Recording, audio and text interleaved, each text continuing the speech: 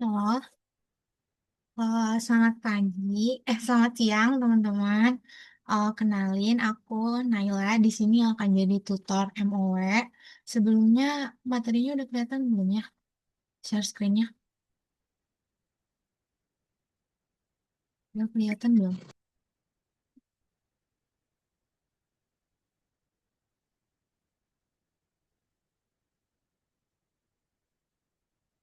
Udah kelihatan ya? Udah kok naik aman. Hmm. Mulai ya.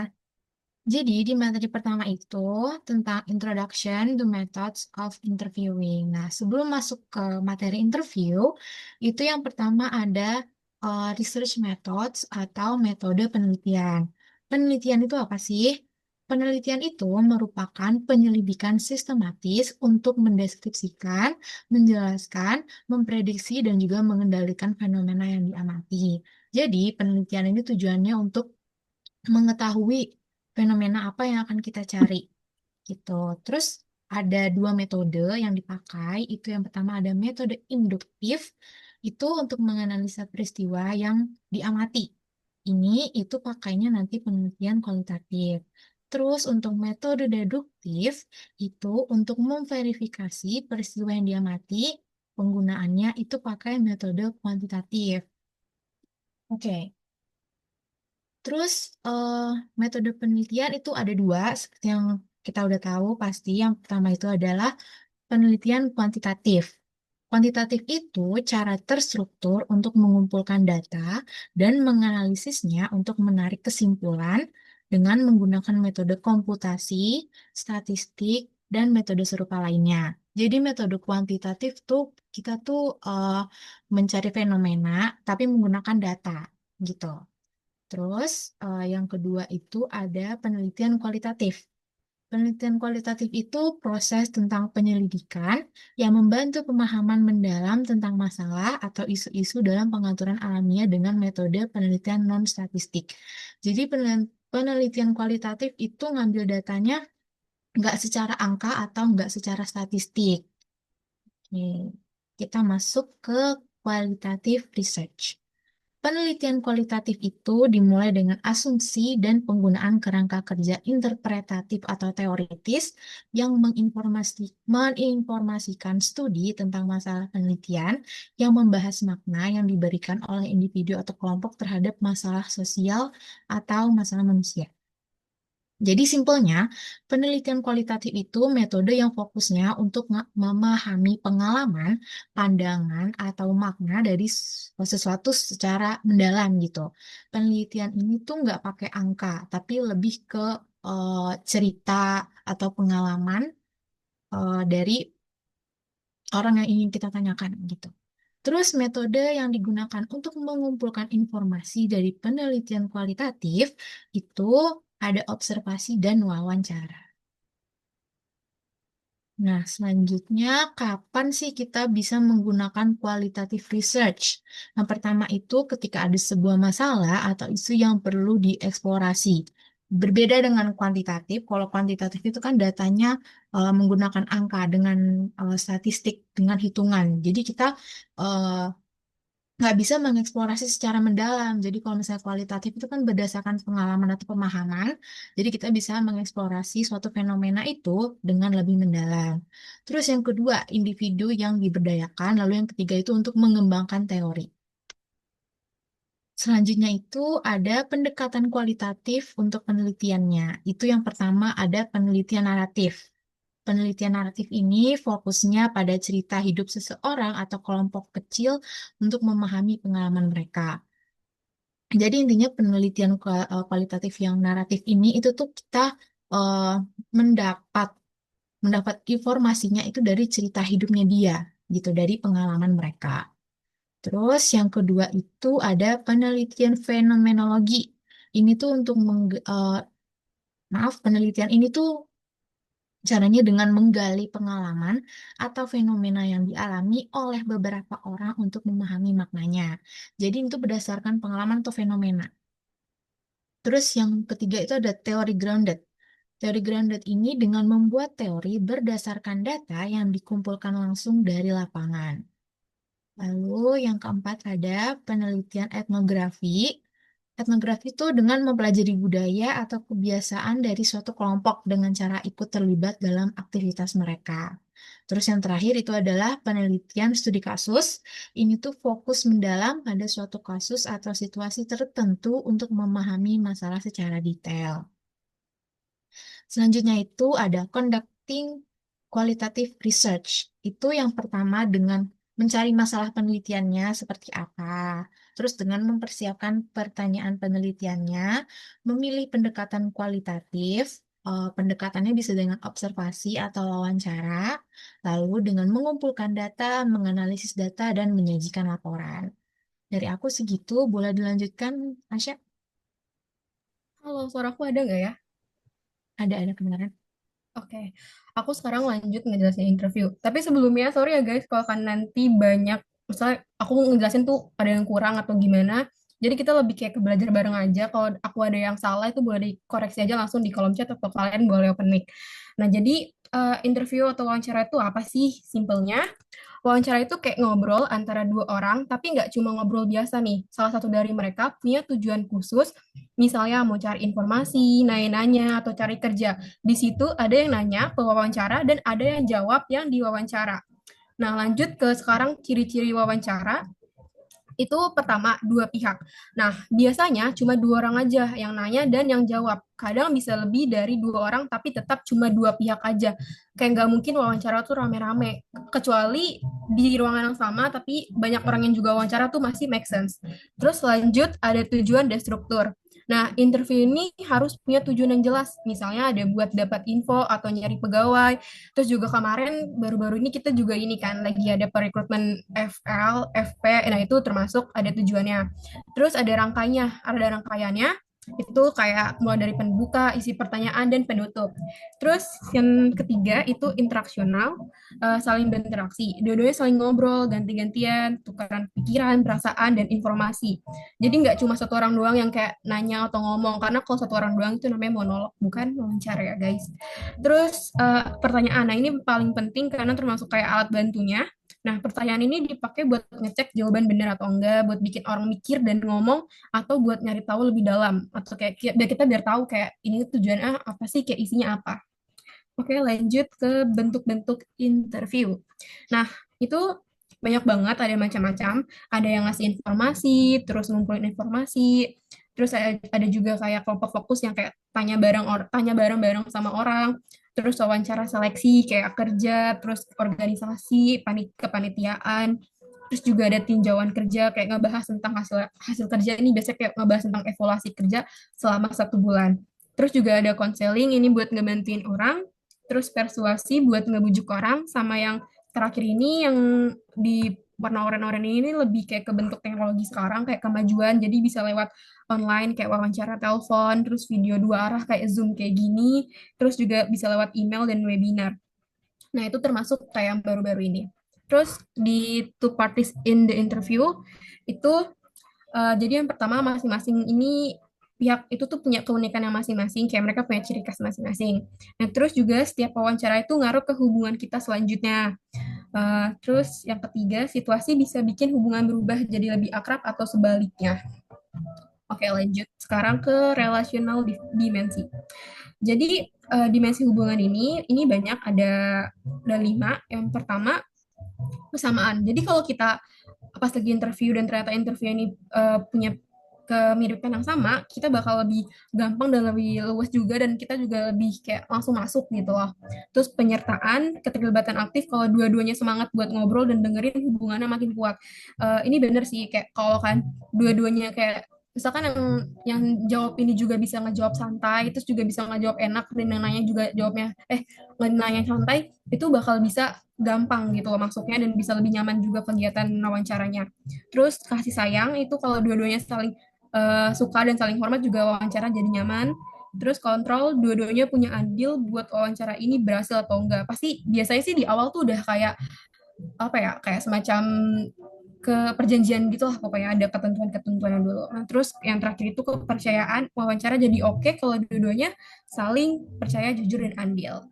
Oke, lanjut. Terus ke ini interchanging rules during interview. Jadi kalau yang pertama tuh ada direktif, simpelnya direktif itu kayak yang nanya, terus ngatur semua dari topik, gaya tanya, suasana.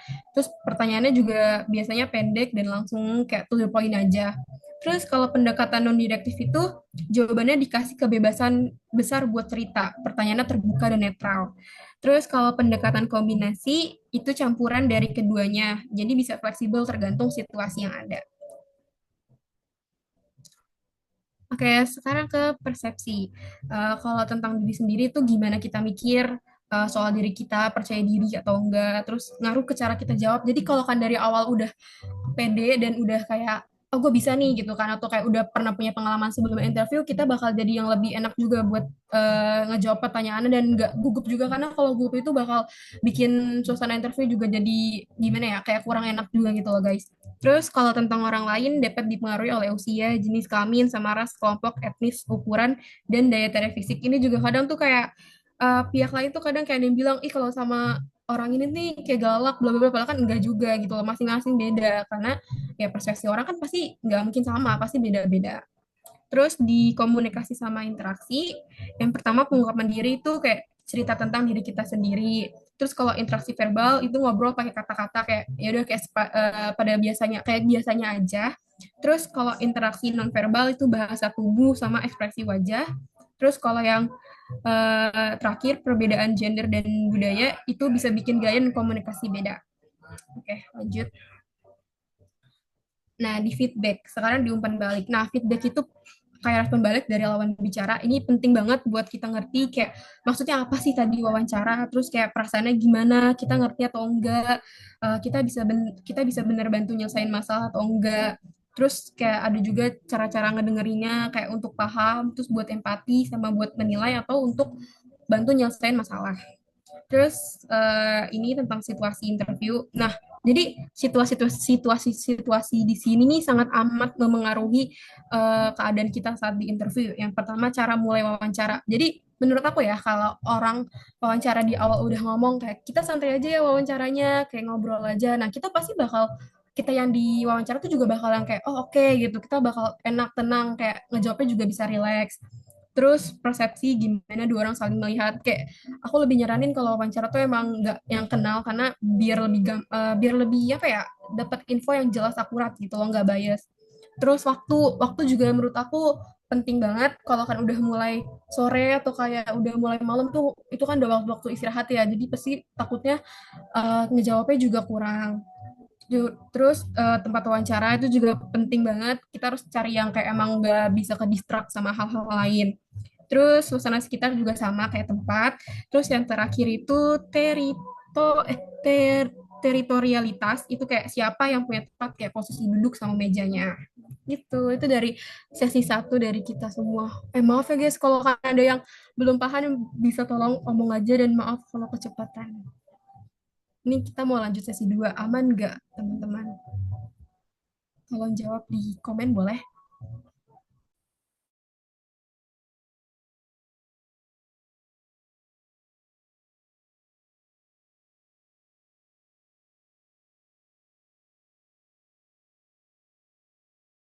Oke Kevin, makasih buat udah jawab. Berarti kita lanjut ke sesi 2. Ya, sesi. Oke, makasih Novel konfirmasinya. Oke, boleh sama Nela dilanjut lagi. Oke, kita lanjut ke sesi yang kedua. Itu materinya tentang questions and their use. Jenis pertanyaan dan kegunaannya. Tadi kita udah bahas interview, selanjutnya bahas pertanyaan. Pertanyaan itu apa? Jadi, menurut Valenza, pertanyaan itu merupakan teknologi yang paling kuat yang pernah kita ciptakan. Karena pertanyaan itu memungkinkan kita untuk mengendalikan hidup kita dan membantu kita untuk memahami dunia yang membingungkan dengan menuntun kita pada wawasan dan pemahaman yang lebih luas. Jadi, menurut dia tuh, pertanyaan itu tuh teknologi yang paling kuat gitu. Jadi kita bisa mengendalikan hidup kita dan membantu kita untuk memahami dunia yang bikin kita bingung, yang kita nggak tahu, dengan menuntun kita pada wawasan yang lebih luas. Terus bentuk pertanyaan itu nggak harus berupa kalimat lengkap dengan tanda tanya di bagian akhir. Terus juga pertanyaan itu dapat berupa kata, frasa, pernyataan, atau tindakan nonverbal yang mengundang jawaban atau tanggapan. Jadi pertanyaan tuh tadi dibilang nggak perlu ada tanda tanya di akhir, tapi kadang dari intonasi atau cara kita bicara itu kan udah menentukan kalau itu tuh sebuah pertanyaan. Jadi mengundang orang untuk menjawab atau menanggapi. Terus tujuannya apa? Untuk menggali informasi yang ingin diketahui jawabannya. Oke. Selanjutnya itu ada ke jenis pertanyaan. Yang pertama itu ada open dan closed questions. Open question atau pertanyaan terbuka itu pertanyaan yang tingkat keterbukaannya yang beragam, di mana interviewer atau interviewee, sorry, atau responden itu memiliki kebebasan yang cukup besar untuk menentukan jumlah dan jenis informasi yang akan dia berikan. Terus open question itu pertanyaannya, jawabannya tuh nggak cuma iya atau enggak, sehingga bisa mengundang jawaban yang lebih panjang. Jadi intinya open question tuh jawabannya terbuka, sangat terbuka gitu. Jadi sesuai dengan pemahaman si interviewee-nya mau jawab seberapa panjang gitu. Terus yang kedua itu ada closed question atau pertanyaan tertutup. Pertanyaan tertutup itu fokusnya sempit dan membatasi kebebasan orang yang diwawancarai untuk menentukan jumlah dan jenis informasi yang akan diberikan. Kalau tadi open question itu terbuka sesuai kebebasan si interviewee-nya, kalau closed question itu lebih sempit. Jadi jawabannya tuh lebih tertutup lagi, nggak secara umum, nggak secara bebas. Terus masuk lagi ke open question. Open question tuh ada dua jenis. Yang pertama ada highly open. Highly open tuh nggak ada batasan untuk yang diwawancarai dan jawabannya sangat luas, sesuai pemahaman atau pengalaman orang yang menjawab. Contohnya tuh kayak ceritakan pengalamanmu. Jadi highly open tuh benar-benar terbuka. Jadi sebebas si interviewee-nya mau jawab apa. Terus yang kedua itu ada moderately open. Moderately open tuh masih ngasih kebebasan menjawab, tapi ada batasan atau fokus tertentu. Jadi dia tuh secara bebas, jawabnya bebas, tapi masih ada arahnya gitu. Contohnya, ceritakan pengalamanmu saat liburan di Bali. Mungkin beda dengan highly open. Kalau diperhatiin, kalau highly open tuh kan ceritakan pengalamanmu. Mungkin si interviewee-nya bisa aja ceritakan pengalaman hidupnya dia gitu, misalnya atau pengalaman saat dia sekolah atau pengalaman saat dia jadi mahasiswa baru. Jadi sebebasnya dia mau jawab apa. Terus kalau moderately open tuh lebih ada arahnya. Jadi contohnya tuh ceritakan pengalamanmu saat liburan di Bali. Jadi si interviewee-nya tuh ya cukup ceritain pengalaman dia pas dia liburan di Bali. Terus apa itu kelebihan open question? Yang pertama itu menunjukkan ketertarikan dan kepercayaan pada kemampuan responden untuk mengungkapkan informasi penting. Jadi kalau misalnya kita ngasih pertanyaan terbuka itu berarti kita ngasih ketertarikan dan kepercayaan kita terhadap kemampuannya si interviewee untuk menjawab gitu. Terus yang kedua itu untuk mendorong responden untuk berbicara dan menentukan jenis dan jumlah informasi yang akan diungkapkan.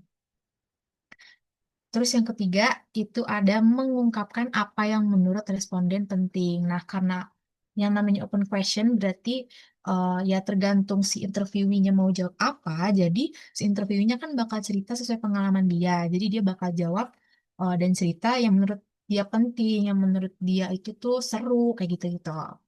Terus yang keempat itu untuk memberikan rincian dan deskripsi yang mungkin tidak terpikirkan oleh Anda untuk ditanyakan.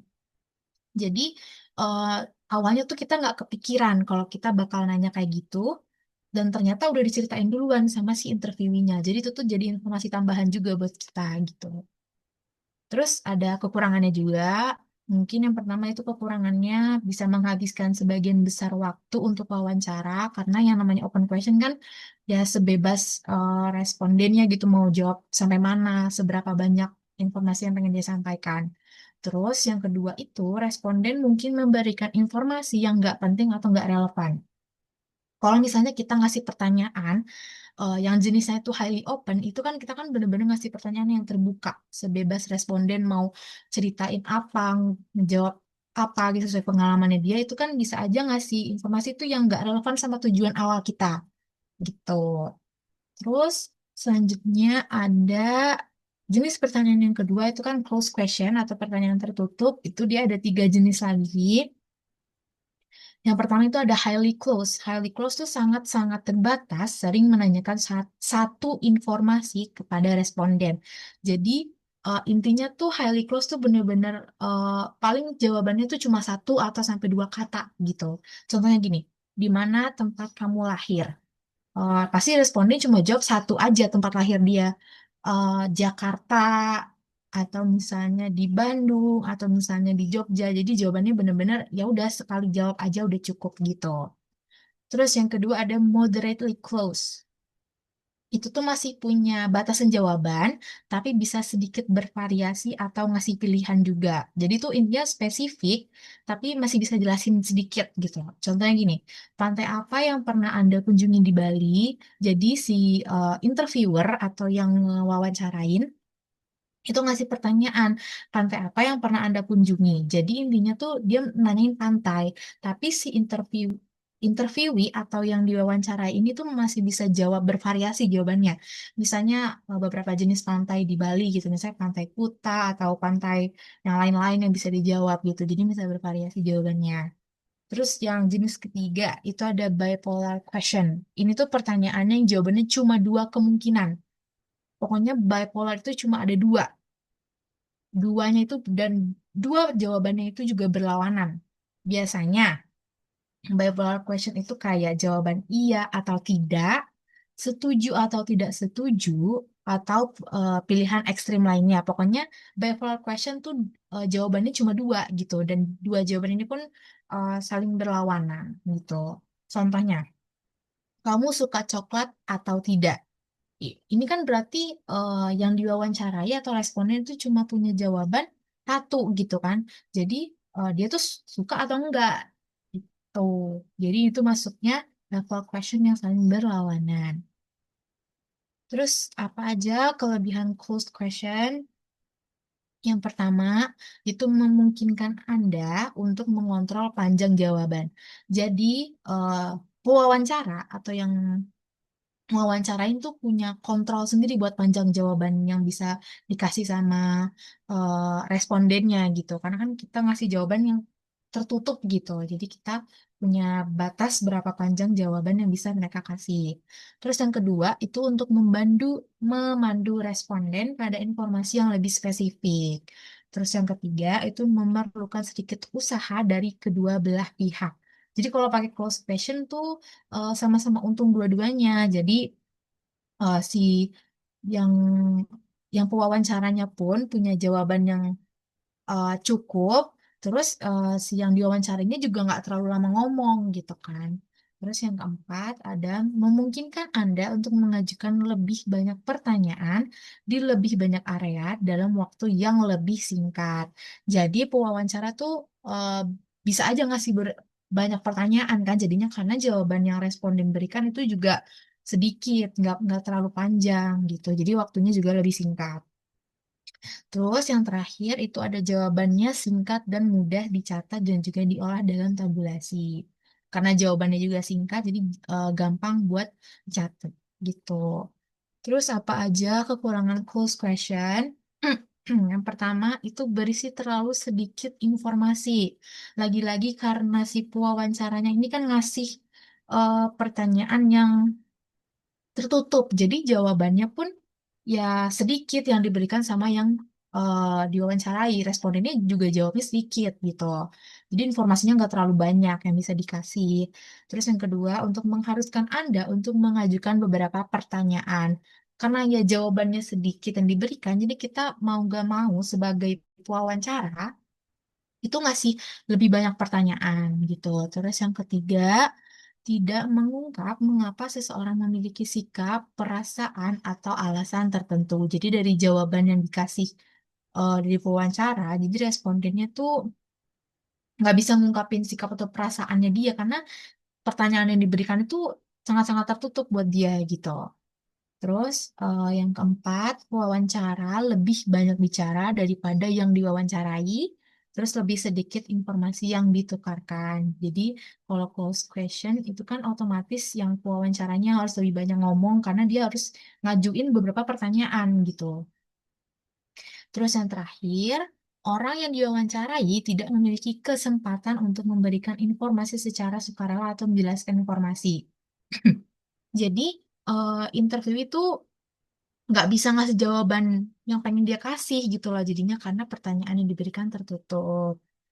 Mungkin itu yang bisa aku jelaskan dari open dan close question. Ada yang mau ditanyakan dulu nggak atau yang kurang jelas? Boleh di chat.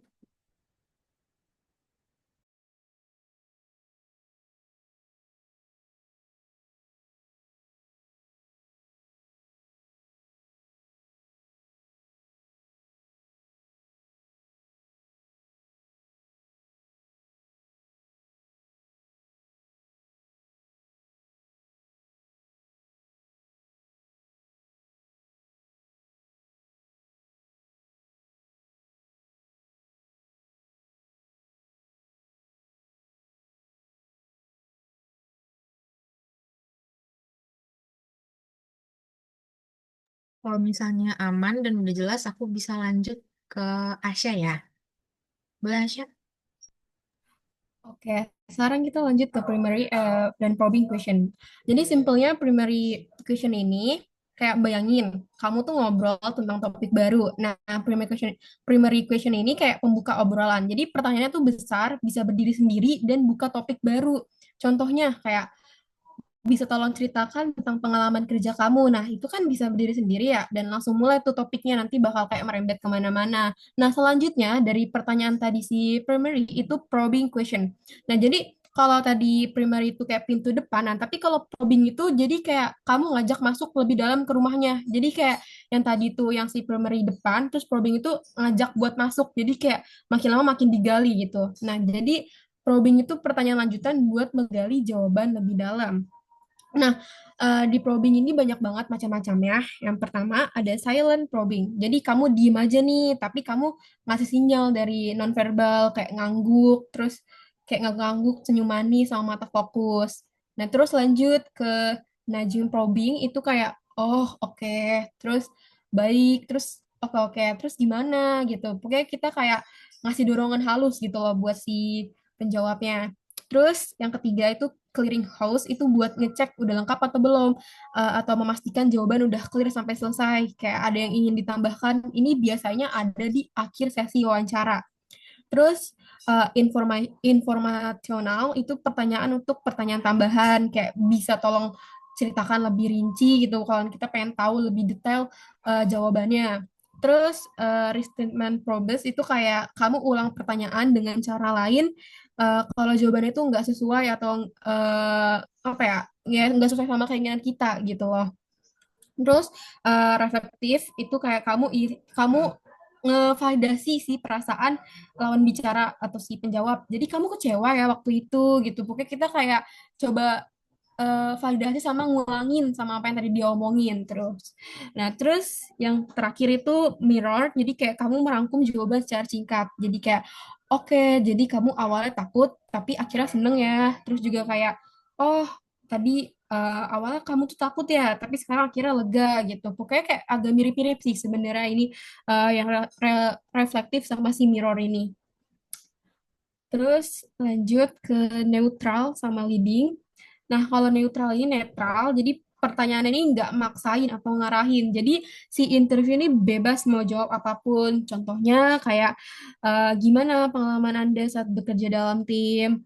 Nah, itu kalau yang neutral. Jadi kayak kita benar-benar ngebebasin nih apa sih penjawab kayak mau jawab apapun boleh bebas itu.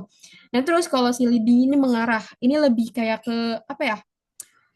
Pertanyaan itu mengarah ke jawaban tertentu. Jadi kayak biasanya ada kata-kata kan, terus kayak pokoknya tuh yang kayak iya kan gitu. Pokoknya kita harus benar-benar kayak ngevalidasiin si pertanyaannya ini. Kayak contohnya, menurut kamu kerja tim lebih efektif kan daripada kerja sendiri. Nah, intinya tuh kayak si leading ini benar-benar kayak ngajakin buat setuju sama opini opini dia gitu loh. Terus lanjut ke pitfalls, ini kesalahan dalam bertanya. Nah, ini bagian paling penting, jangan sampai kayak kalian tuh nanya kayak gini, karena bisa ngakibatin kayak ngulur waktu juga, terus juga bisa jadi bias, pokoknya banyak kesalahan. Yang pertama itu, the unilateral bipolar question. Jadi cuma kasih dua pilihan yang langsung berlawanan, kayak apakah kamu setuju atau nggak setuju dengan kebijakan baru ini gitu. Padahal bisa aja jawabannya di tengah-tengah. Terus the yes or no question. Naila tolong scroll bawah, maaf. Thank you. Nah, ini pertanyaan yang hanya bisa jawab dengan ya atau tidak, yang bisa menghambat eksplorasi informasi lebih dalam. Eh, jadi kayak, apakah kamu merasa proyek ini sukses gitu doang. Jadi kayak kurang gitu loh. Terus jadi kan dibanding nanya kayak gitu, mendingan nanya kayak gini nggak sih? Kayak apa yang kamu rasakan saat kerja di sini gitu. Karena kan bisa eksplor jawaban banyak gitu loh. Karena kalau kan cuma kayak eh satu satu doang kayak nyebutin seneng terus sukses itu kan kayak satu doang gitu jawabannya. Harusnya kayak nanya apa yang kamu rasakan saat kerja di sini gitu. Terus kalau yang ketiga, the tell me everything. Jadi kayak pertanyaannya tuh terlalu luas dan bisa ngebuat interview bingung tentang apa yang harus dijawab. Jadi kalau kalian ditanyain banyak-banyak juga pasti bingung kan ngejawabnya, kayak mesti ngejawab yang di mana-mana. Jadi kayak lebih better di apa ya, dibikin poin-poin. Jadi kayak contohnya kalau yang detail ini, tolong ceritakan tentang diri Anda gitu. Itu kan bakal banyak banget ya. Jadi kayak agak susah gitu loh. Terus yang keempat, the open to close. Ini kayak dari ya tadinya terbuka tapi langsung ditutup pakai pertanyaan yang sempit.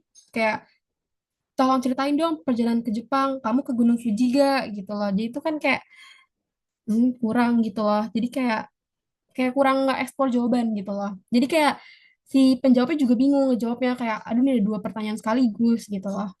Terus the double barrel question, ini pertanyaan yang mencakup dua hal berbeda sekaligus dan bisa membuat interview bingung harus menjawab pertanyaan mana terlebih dahulu. Ini tadi agak mirip sih sama yang nomor 4. Jadi kayak contohnya kayak bagaimana pengalamanmu saat berlibur ke Bali dan Lombok. Terus yang keenam, the unintentional leading question. Pertanyaannya nggak secara langsung mengarahkan kepada interview untuk menjawab dan mengaruhi jawabannya. Contohnya kamu merasa senang bekerja di sini ya gitu. Ya padahal nggak juga gitu. Harusnya kayak sama kayak tadi yang di awal-awal harusnya dibuat kebuka gitu. Terus yang ketujuh, ini kayak nebak pertanyaan terjadi saat interview membuat asumsi dalam pertanyaan yang mungkin tidak akurat atau membingungkan si penjawab. Contohnya kayak apakah kamu sedang mengemudi saat kecelakaan terjadi? Jadi itu kayak si si penanya tuh kayak ngasumsiin bahwa kalau si interviewnya tadi ngendarain gitu, padahal nggak juga gitu loh. Terus the ini yang ke-8, the curious question, pertanyaan yang bersifat keingintahuan kepo atau informasi yang nggak perlu punya tujuan wawancara. Jadi kayak ini nih nanya yang nggak penting gitu loh buat wawancara cuma karena penasaran. Pokoknya ini udah di luar dari list pertanyaan, kayak misalkan tanya IPK kamu berapa gitu, terus gaji kamu berapa, terus kayak kamu udah nikah atau belum, itu kan termasuk kayak hal-hal apa ya pribadi gitu loh, kayak privacy. Jadi kayak nggak semestinya harus ditanyain. Terus yang ke-9, the too high or too low question, itu kayak pertanyaannya tuh nggak sesuai dengan kemampuan interview atau malah membuat interview merasa direndahkan. Jadi kayak apa ya? Jadi tuh nggak sesuai sama kriteria dia, dan interview juga bingung buat jawabnya. Jadi kayak kayak misalkan yang terlalu tinggi, dia nanya kayak bagaimana kebijakan moneter kuantitatif mau mengaruhi pasar negara berkembang. Ini kan harusnya nanya ke pakar ekonomi gitu. Harusnya kalau kan emang itu ya harus yang emang harus yang udah pakar ya gitu. Terus kalau yang terlalu rendah kayak pernah pakai komputer gak gitu, itu ke orang IT gitu. Terus yang ke-10, yang terakhir, the don't ask, don't tell question, ini pernyataan yang terlalu pribadi atau kayak hal-hal sensitif yang bisa ngebuat gak nyaman gitu loh kita jawabnya, kayak nanyain tentang gimana perasaan kamu setelah kehilangan keluarga kamu gitu. Itu kan kayak agak bikin ke-trigger ya, jadi nginget-nginget hal-hal yang bikin sakit. Nah itu nggak boleh guys. Oke, itu dari aku. Aman nggak guys? Risma nggak apa-apa, santai aja, aman aman. Ini kita kayak belajar santai aja. It's okay. Kalau aman, boleh mungkin dilanjut sama Naila. Sesi 3 sih, udah masuk ke sesi 3. Oke, aku lanjut. Aman kok Risma, nggak apa-apa. Oh, sorry. Oke. Materi selanjutnya itu adalah question and structure of interview. Tadi kita udah masuk ke jenis-jenis pertanyaan, terus lanjut ke struktur dari interviewnya. Struktur yang pertama itu adalah the body of interview atau isi atau badan dari interview. Isi dari interview itu fokusnya pada tujuan utama pada wawancara yang akan dilaksanakan, terus juga untuk menentukan hal atau fokus utama apa yang dibutuhkan dalam wawancara tersebut, dan juga untuk menyusun panduan saat wawancara. Panduan wawancara itu atau interview guide atau kerangka wawancara adalah susunan sistematis dari topik dan subtopik yang akan dibahas dalam wawancara. Tujuannya adalah untuk memastikan semua aspek penting tercakup dalam wawancara berlangsung. Jadi intinya interview guide ini tuh ada di body of interview. Lanjut ke structural sequence of interview. Yang pertama itu adalah a topical sequence. Jadi intinya tuh interviewnya itu mengurutkannya berdasarkan topik, topik atau isu yang akan ditanyakan. Jadi dia tuh mengikuti pembagian alami secara natural dari topik atau fenomena atau isu yang akan ditanyakan. Terus biasanya a topical sequence ini tuh digunainnya dalam jurnalisme dengan pendekatan 5W1H kayak who, what, when, where, why, sama how. Contohnya, wawancara dengan pengacara. Aku lanjut. Contohnya itu wawancara dengan pengacara tentang sekolah hukum yang akan dihadiri. Jadi intinya tuh topical sequence tuh berdasarkan topik aja, jadi nggak ngurut pun nggak masalah. Terus di dalam topical sequence ini itu pertanyaannya tuh pakai 5W1H gitu loh. Jadi pakai who, what, when. Contohnya gini, itu kan contohnya wawancara dengan pengacara tentang sekolah hukum yang akan dihadiri. Jadi contoh pertanyaannya gini, kalau who, pakai pertanyaan who, siapa yang paling banyak terlibat? Maaf, sekolah hukum mana yang akan Anda masuki gitu. Terus kalau pakai pertanyaan why, kenapa Anda memilih sekolah hukum ini gitu. Terus kalau how-nya bagaimana proses pendaftarannya? Terus apakah Anda mengikuti seleksi dengan baik atau tidak? Gitu-gitu.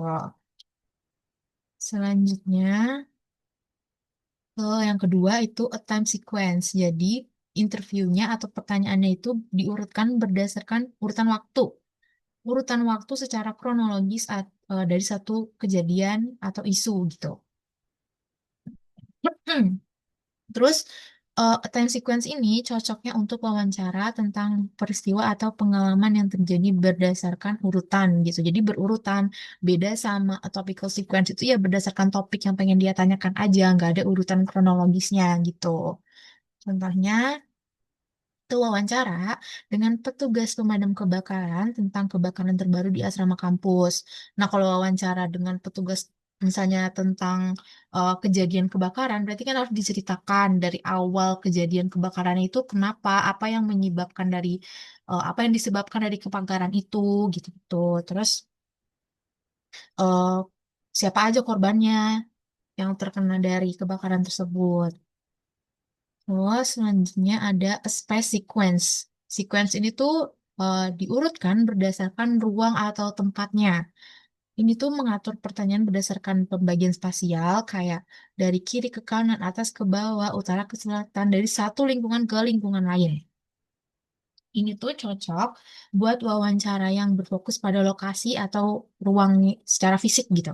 Contohnya wawancara tentang rumah di sebuah pulau untuk acara keluarga. Dari contohnya itu wawancara tentang rumah gitu kan, berarti fokusnya ke rumahnya itu gitu.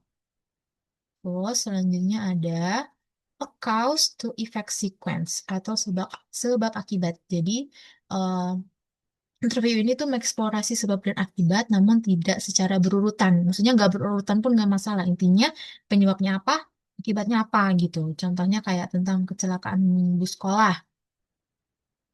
Gitu. Terus yang terakhir ada a problem solution sequence antara masalah dan solusi. Ini tuh terdiri dari fase masalah dan fase solusi. Contohnya, kekhawatiran tentang flu anjing yang telah menyebar di daerah Anda. Jadi intinya tuh kan masalahnya apa, terus bagaimana solusinya gitu. Terus selanjutnya itu ada interview guide. Sebentar. Oke, aku lanjut, maaf. Terus interview guide, kan tadi kita udah nentuin tujuannya. Terus habis itu kita mulai mengembangkan panduan wawancaranya atau kerangka wawancaranya dengan menentukan topik utama yang pengen dibahas. Yang pertama itu dengan menentukan tujuan. Tujuan dari interview ini tuh apa? Itu menggunakan urutan topikal. Misalnya tentang studi ke luar negeri. Jadi kalau misalnya tentang studi ke luar negeri, berarti tujuan kita tuh eh ya fokusnya just tentang studi ke luar negeri gitu. Terus yang kedua ada dengan daftar topik utama. Semua topik yang dibahas dalam wawancara. Topiknya apa nih yang diperluin tentang studi ke luar negeri? Misalnya program unggulannya apa, budayanya bagaimana, proses seleksinya bagaimana, transportasinya bagaimana. Jadi intinya tuh mendaftarkan topik-topik yang perlu dibahas tentang tujuan yang pengen kita capai dari interview tersebut. Terus yang ketiga, tempatkan subtopik di bawah setiap topik utama. Namanya aja subtopik, berarti dari topik itu lahirlah subtopik-subtopik itu gitu. Jadi program unggulan di luar negeri itu misalnya ada di Wina, Praha, dan Berlin. Terus budayanya bagaimana? Budayanya tuh kan masih luas. Misalnya secara bahasanya bagaimana, secara sejarahnya bagaimana gitu. Terus interview guide yang terakhir dengan mempertimbangkan subtopik dari subtopik. Udah ada subtopik dari subtopik lagi gitu. Mungkin termasuk potensi masalah di setiap subtopik. Tadi kan misalnya subtopik tentang sorry, topik utamanya tentang budaya, subtopiknya tentang bahasa. Terus subtopik dari subtopiknya itu apa lagi yang pengen kita cari tahu gitu. Misalnya dari masalah bahasanya. Kalau ke luar negeri kan berarti perlu belajar bahasa lagi. Terus masalah berbahasanya bagaimana, berkomunikasinya bagaimana. Terus kalau misalnya ada perbedaan budaya, itu cara cara mengatasinya bagaimana gitu.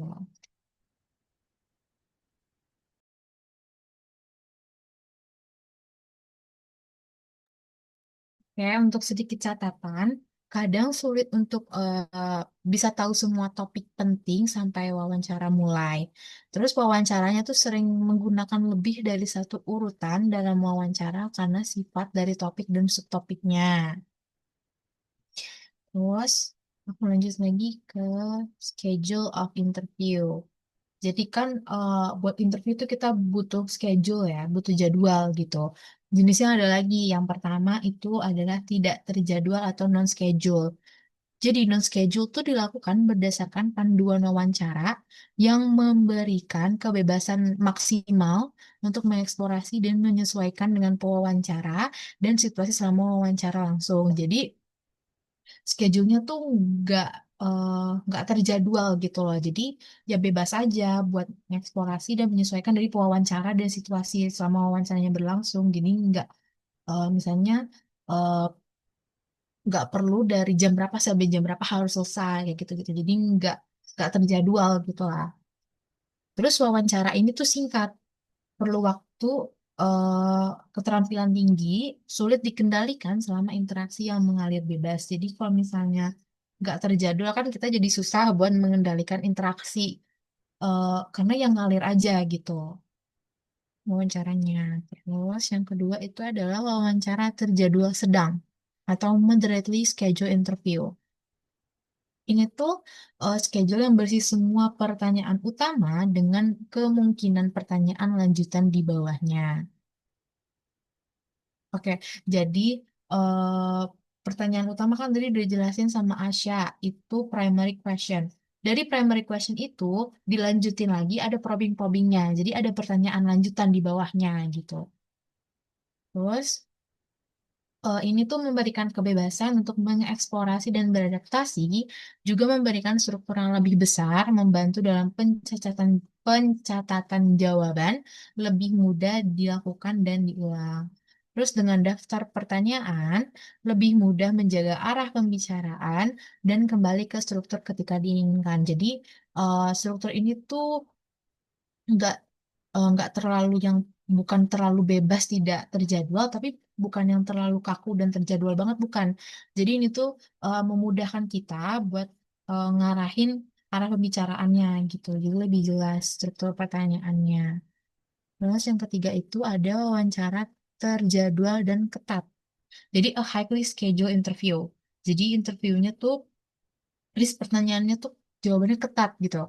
Semua pertanyaan yang diajukan persis seperti yang tertulis dalam jadwal. Jadi, dalam list pertanyaan itu si pewawancaranya tuh ngasih pertanyaannya sesuai dengan yang ada gitu. Nggak ada pertanyaan lanjutan atau nggak ada dari probing question eh, dari yang pertanyaan yang diberikan gitu. Terus nggak ada pertanyaan lanjutan. Terus mudah untuk diulang dan dilakukan, memakan waktu yang lebih sedikit untuk mencegah topik yang tidak relevan.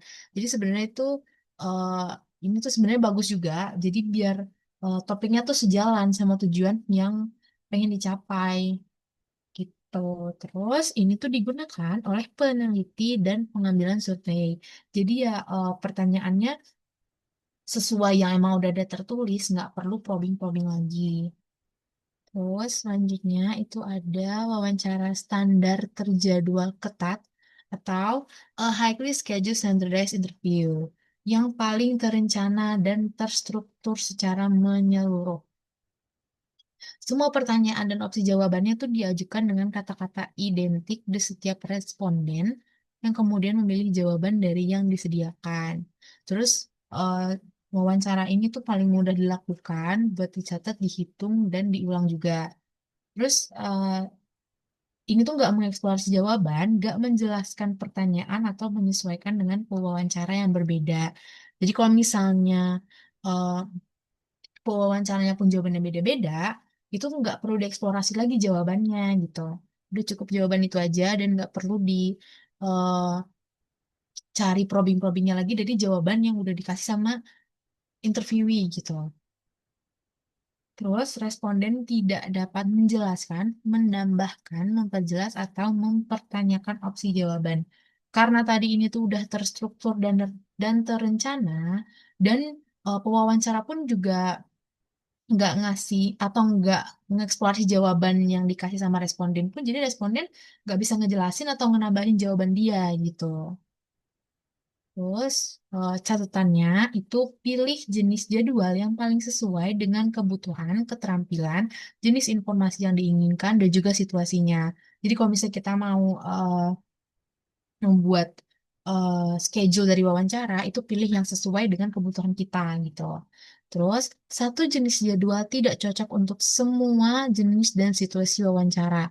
Karena kita udah milih jadwal yang sesuai dengan kebutuhan kita, jadi satu jenis aja tuh nggak mungkin cocok buat di situasi apapun. Di situasi yang berbeda tuh nggak mungkin sama gitu kan. Karena lagi-lagi kita harus milih jadwal yang emang cocok sama tujuan kita sama situasi kita. Terus dengan mempertimbangkan kombinasi strategis dari beberapa jadwal. Yang terakhir, lihat kelebihan dan kekurangan tiap jenis dan kombinasinya pada gambar atau fungsi pendukung. Mungkin begitu dari aku, ada yang mau ditanyakan atau sejauh ini udah aman? Atau kecepatan? Ada yang belum ngerti? Boleh.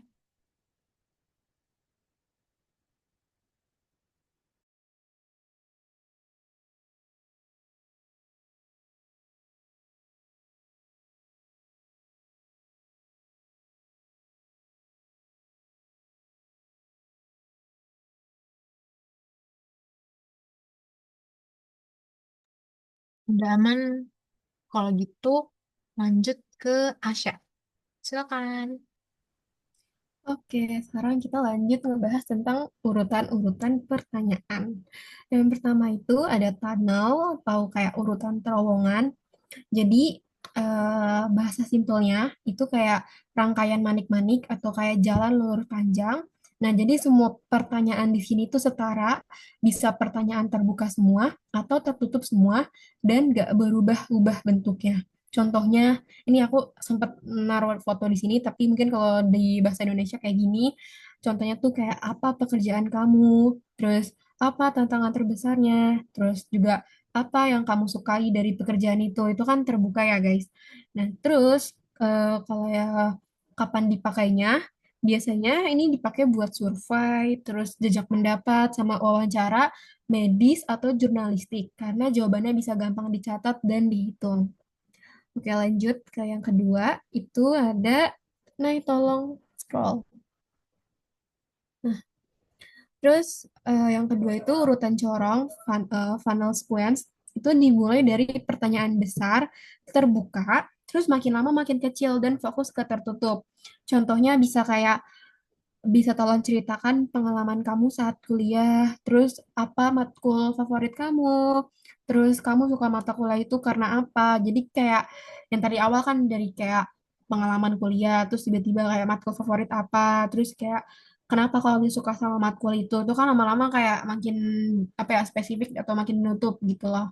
Nah, terus kapan dipakai ini kalau lagi wawancara, lawan bicara kamu tuh nyaman, cuma suka cerita dan tahu topiknya, kayak dia udah tahu gitu loh kayak apa yang mau ditanya. Jadi kayak dia juga intinya tuh lebih yang kayak apa yang udah pernah dia alami atau dia pernah ngelakuin hal itu. Terus yang ketiga itu ada corong kebalik atau introvert funnel. Itu kayak kebalikannya. Jadi mulai dari pertanyaan kecil tertutup dulu nih, terus baru ke pertanyaan yang terbuka. Kayak contohnya, kamu suka kuliah malam, itu kan tertutup ya. Maksudnya kayak tiba-tiba nih nanya, kamu suka kelas malam gitu. Terus apa yang bikin kamu suka atau nggak suka? Nah, itu kan terbuka gitu. Terus kapan dipakainya? Ini kalau lawan bicara belum siap bercerita atau kayak responden ini masih nggak tahu secara luas atau masih ragu-ragu gitu, terus masih gugup juga atau nggak ngerti topiknya. Jadi pertanyaan kecil itu buat jadi kayak pemanasan dulu gitu loh. Terus lanjut ke kombinasi urutan. Nah, ini kayak keduanya gitu. Jadi kayak ada jam pasir.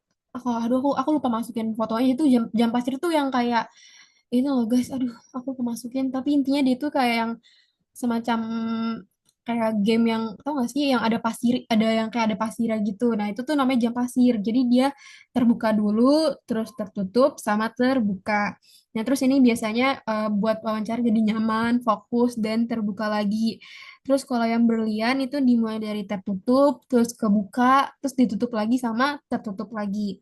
Ini cocok kalau kamu mulai dari fakta kecil, terus gali perasaan sampai kesimpulan. Terus yang ketiga itu quintamensional design sequence. Ini tuh ada 5 tahap. Yang pertama awareness, kayak contohnya tuh apa yang kamu, nih, sorry. Nah, kayak contohnya, apa yang kamu ketahui tentang regulasi lingkungan yang baru terkait penggunaan batu bara sebagai tenaga listrik. Terus kalau yang influent itu kayak bagaimana regulasi ini bisa berdampak terhadap kamu gitu. Terus kalau yang spesifik itu kayak apakah Anda menyetujui atau enggak regulasi ini. Terus kalau yang reason why kayak mengapa Anda bisa merasa demikian. Terus kalau yang intensi sikap itu dipakai buat wawancara sikap atau opini, kayak seberapa kuat perasaan Anda tersebut. Kayak terus pasti jawabannya juga cuma kayak kuat, sangat kuat, tidak akan ada yang dapat mengubah pikiran Anda. Jadi intinya kayak lebih kayak dipakai buat wawancara sikap atau opini aja gitu loh. Terus yang kedua, yang selanjutnya itu opening the interview. Ini kita udah mulai masuk ke bagian-bagian kayak interview gitu loh. Dan terus pembukaan wawancara. Nah, eh, kenapa pembukaan wawancara itu penting banget? Itu biar gini-gini.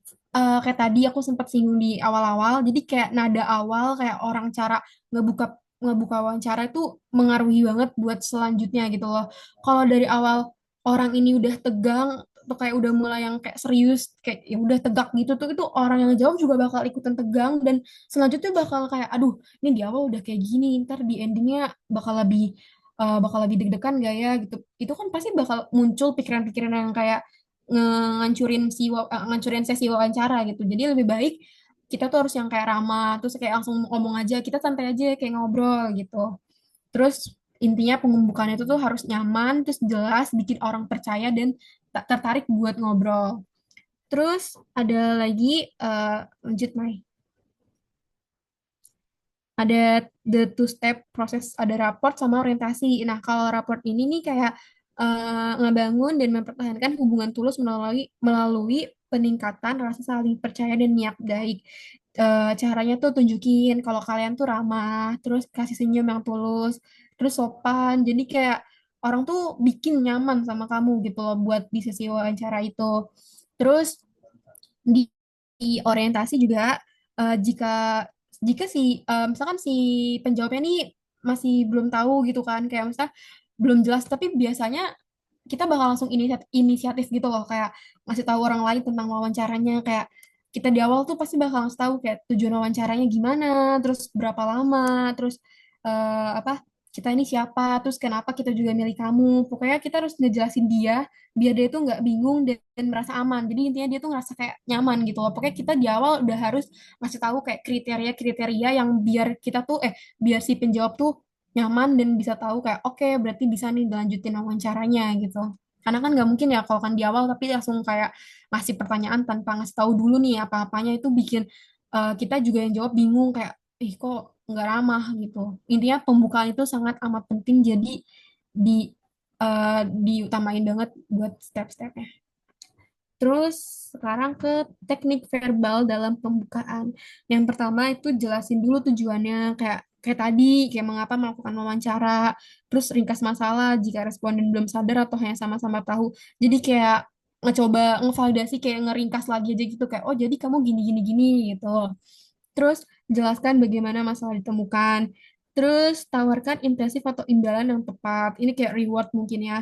Terus minta saran atau bantuan secara jelas dan sesuai. Terus bisa rujuk pada posisi pewawancara terhadap isu tertentu. Terus identifikasi siapa yang mengirim Anda, kayak entah dari instansi atau rekomendasi dari orang-orang, terus sebutkan organisasi pewawancara, kayak latar belakang kita gimana, terus minta waktu yang spesifik. Jadi kayak simpel lagi nih, kalau teknik-teknik ini kayak kalian tuh bisa bilang kayak misalkan saya mau ngobrol buat tugas kuliah tentang pengalaman kerja kamu ya, kayak nanti di awal MOW kan kita disuruh wawancara orang kan. Nah, sebelum wawancara kita bakal ngasih tahu dulu nih kayak kita bakal ngobrol ya atau kayak kita bakal wawancara buat tugas kuliah MOW terus kita bakal nanya-nanya tentang kamu tentang regulasi emosi bla bla bla gitu terus juga kayak ke orang bilang oh iya aku bisa tahu kamu nih dapat info dari organisasi X gitu terus juga bisa bilang kira-kira waktunya 15 menit aja ya nanti kita wawancara jadi santai aja gitu terus kita juga bisa kayak awal-awal kenalan dulu sama dia dengan pertanyaan kayak kalau boleh tahu bisa cerita sedikit gak ya tentang pengalaman kamu gitu. Pokoknya kita awal-awal harus yang kayak welcome dulu gitu loh. Terus lanjut ke slide berikutnya. Ke komunikasi nonverbal dalam pembukaan. Apa yang dikatakan ini penting, tetapi bagaimana Anda juga ngomongnya juga sama-sama penting gitu loh. Jadi kita juga harus senyum, terus penampilannya juga harus rapi, bicaranya juga sopan, terus jabat tangan kalau perlu, terus jangan asal masuk ruangan, jadi harus ketuk dulu. Pokoknya kita harus bener-bener yang kayak kita juga harus ngontrol gitu loh, nggak cuma apa yang kita omong, tapi kita juga harus ngontrol kayak gaya kita juga gitu. Terus lanjut ke ini panduan menutup wawancara. Jadi kayak buat dialog bukan monolog ya guys. Jadi benar-benar kita harus kayak dua orang tuh harus saling jawab. Jangan cuma kayak si yang nanya doang gitu kan. Capek juga kita nanya-nanya kalau kan yang sejawab juga jawabannya tuh nggak sesuai atau kayak nggak enak gitu. Karena emang bukan monolog. Terus jujur dan tulus, jangan membuat janji yang nggak bisa ditepati. Kita juga harus kayak sesuai sama kayak dari awal perjanjiannya gimana. Kayak harus tepat banget, gak boleh kayak beda dari apa yang kita di awal gitu.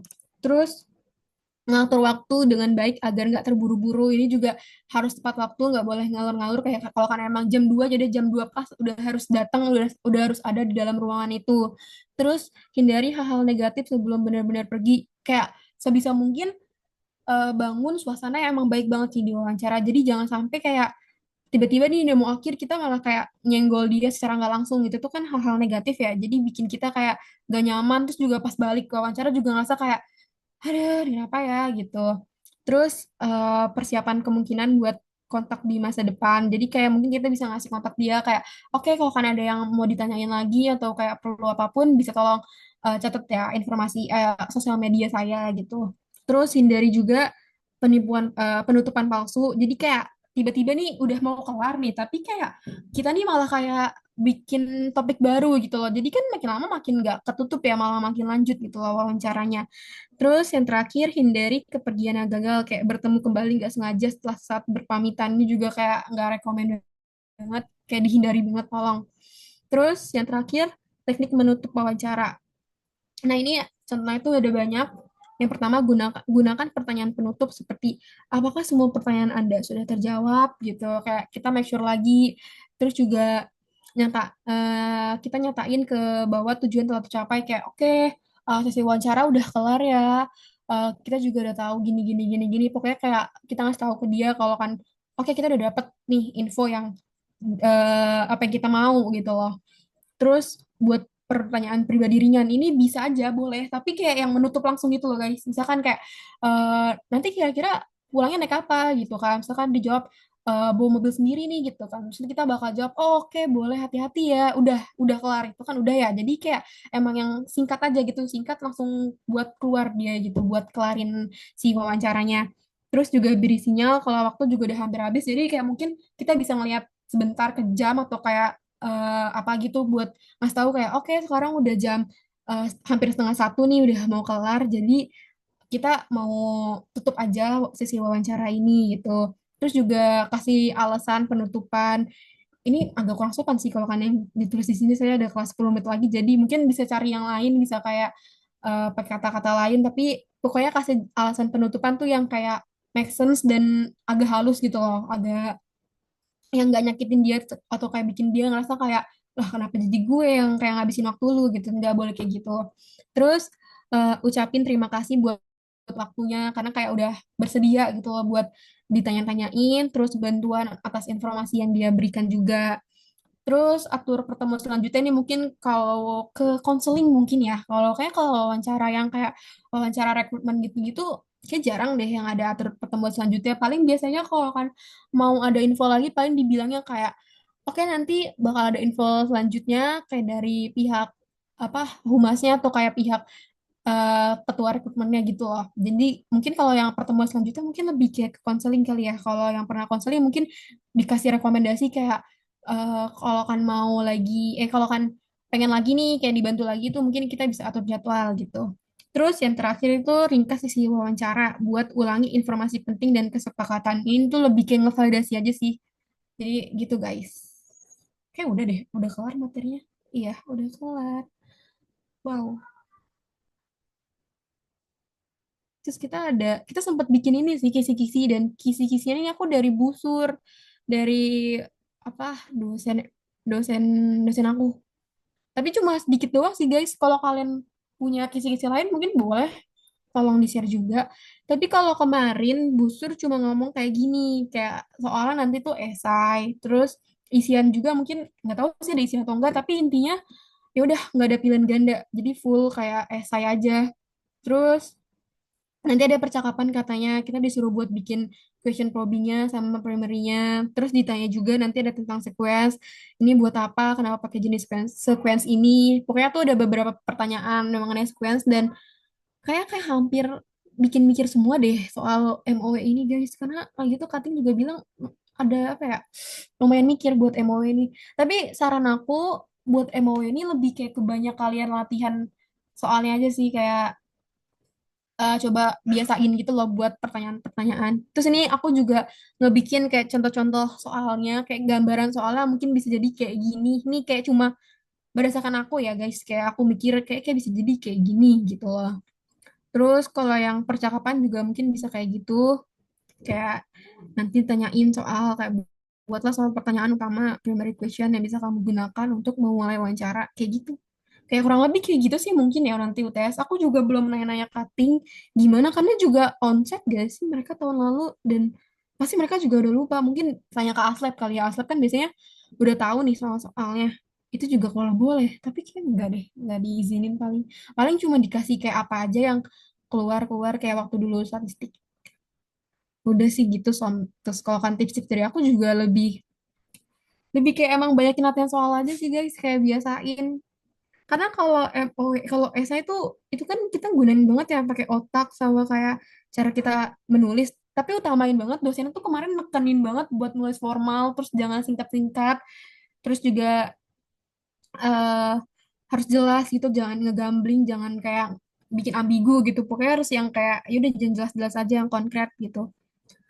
Gitu sih guys kalau dari aku. Mungkin Naila juga mau nambahin. Oke, makasih Asya. Udah sih kayaknya yang dari Asya sampaikan. Kayaknya Aslep aku juga waktu itu sempat bilang kalau emang soalnya bentuknya esai. Esai udah pasti panjang. Jadi, dan kebetulan ini juga open notes. Jadi, persiapkan catatan kalian dengan sebaik-baiknya, guys. Kalau misalnya mau catatan dari ini boleh, nanti boleh ditambahin lagi kalau misalnya emang ada yang kurang.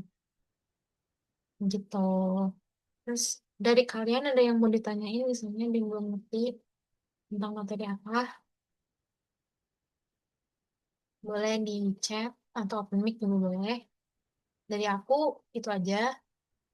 Mungkin bisa di chat kalau misalnya ada yang kurang atau ada yang pengen ditambahin.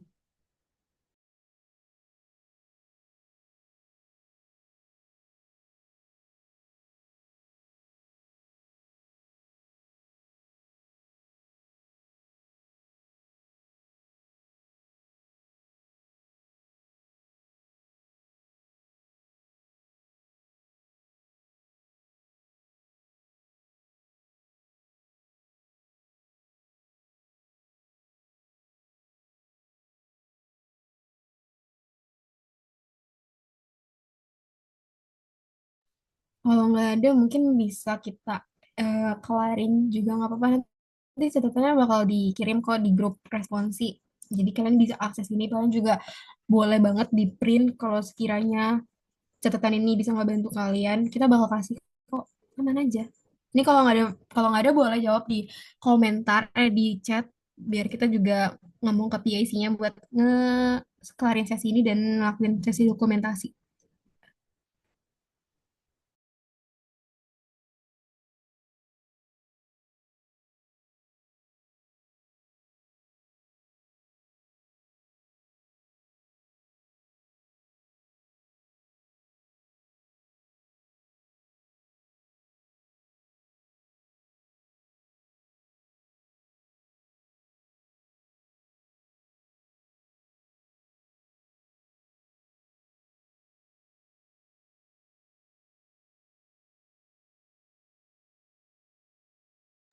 Oke, pada Dasmin udah, terus juga tadi ada yang reaction. Berarti boleh Kak Feli buat dokumentasi dulu. Aku udah boleh stop sharing atau belum buat yang sih? Coba gimana Kak Feli? Kira-kira boleh dimatiin dulu nggak share screen-nya?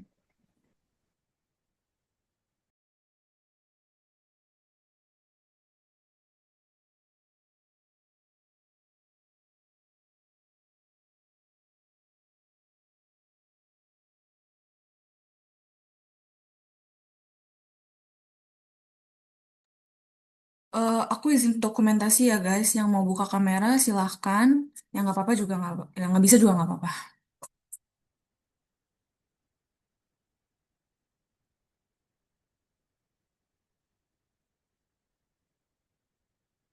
Oke, aku mulai ya. Satu, dua, tiga.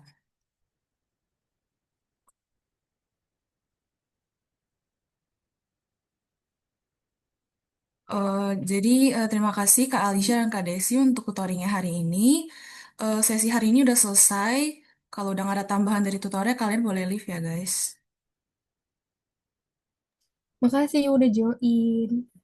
Makasih banyak yang udah datang, juga membantu.